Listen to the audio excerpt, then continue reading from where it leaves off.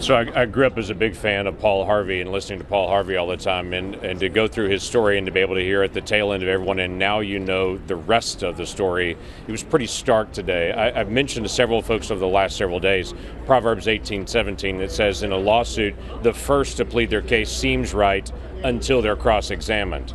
And today was the first day the facts have actually been allowed to be cross-examined and to be able to set up all of these different motivations that the House team has set up and said, this is what actually happened, but this is the motivation behind it.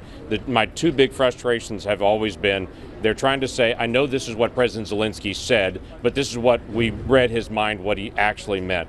It's demeaning in a foreign policy situation, but it's also not something that's going to hold up in any court. And the number of times that I knew that the House was making a statement but leaving out the context on it. It happened over and over again for 3 days where they would cherry pick one part of a sentence and then would not read the full part of the sentence. Today we got a chance to see the whole sentence and to say, let's see it in context and actually what was said.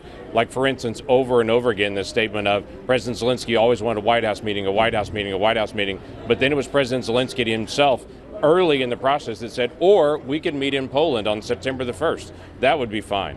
Well, that's been conveniently left out by the House managers the whole time. And then that meeting was set up long before there was any investigations, before any whistleblowers, anything else. That meeting was already in process. So there's just a lot of parts of their case that they've made their case based on innuendo and speculation and secret motivations or presumptions. Today, the facts are starting to actually come out and say, let's not make presumptions. Let's actually see what the facts are. And I look forward to getting a chance to hear more of those facts on Monday and Tuesday in the days ahead.